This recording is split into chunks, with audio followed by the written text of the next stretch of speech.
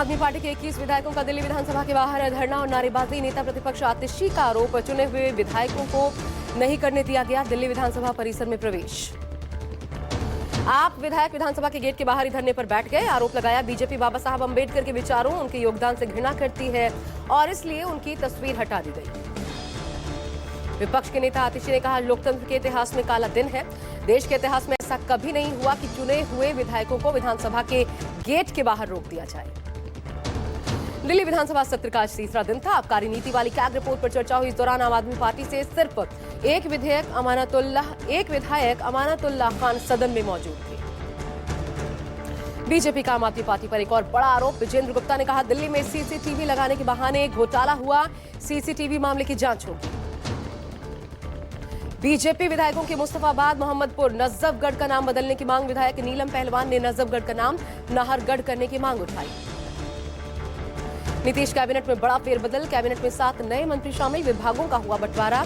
BJP कोटे से संजय सरावगी को राजस्व और भूमि सुधार विभाग की जिम्मेदारी मिली। बिहार के डिप्टी सीएम विजय सिन्हा को कृषि और खनन विभाग, नितिन नवीन को पथ निर्माण, जीवेश मिश्रा को नगर विकास विभाग सौंपा गया। पश्चिम बंगाल की सीएम ममता बनर्जी का बड़ा बयान। कहा, 2026 में बंगाल में फिर खेला होगा। ममता ने इस दौरान बीजेपी पर हमला बोलते हुए कहा, बाहरी लोग बंगाल पर कब्जा करना चाहते हैं, बीजेपी वाले भगवा कॉमरेड हैं। चुनाव आयोग पर गंभीर आरोप लगाते हुए ममता बनर्जी ने कहा, बाहरी लोगों को चुनाव आयोग वोटर लिस्ट में जोड़ रहा है। उन्होंने महाराष्ट्र और दिल्ली में हराया। हमने उनकी चाल पकड़ ली है। 26 दिनों तक धरने पर बैठ सकती हूं।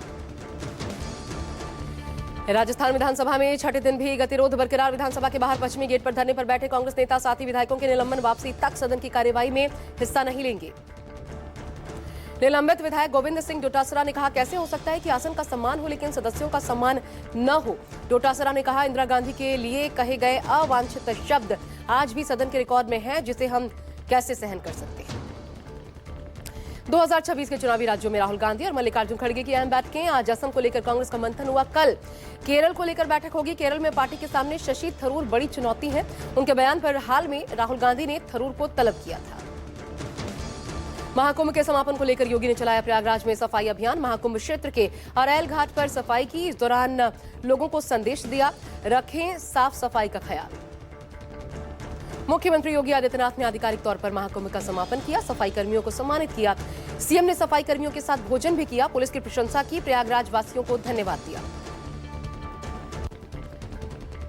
पीएम मोदी ने ट्वीट कर कहा, 45 दिनों तक एक साथ एक समय में 140 करोड़ देशवासियों की आस्था अभिभूत करने वाला है। पीएम ने कहा, महाकुंभ में जिस भारी तादाद में श्रद्धालुओं की भागीदारी हुई, वो सिर्फ एक रिकॉर्ड नहीं बल्कि सदियों के लिए संस्कृति और विरासत को सुदृढ़ करने की नींव रख गया। पंजाब में ड्रग्स तस्करों के खिलाफ अभियान। पटियाला में लेडी ड्रग्स तस्कर के घर बुलडोजर कार्रवाई। लेडी तस्कर का घर जमींदोज हुआ। लेडी तस्कर पर 10 एफआईआर दर्ज। पुणे बलात्कार कांड का आरोपी 2 दिन बाद भी गिरफ्त से बाहर। सरकार ने 1 लाख रुपए के इनाम का ऐलान किया। आरोपी को पकड़ने के लिए पुलिस और क्राइम ब्रांच की 8 टीमें गठित।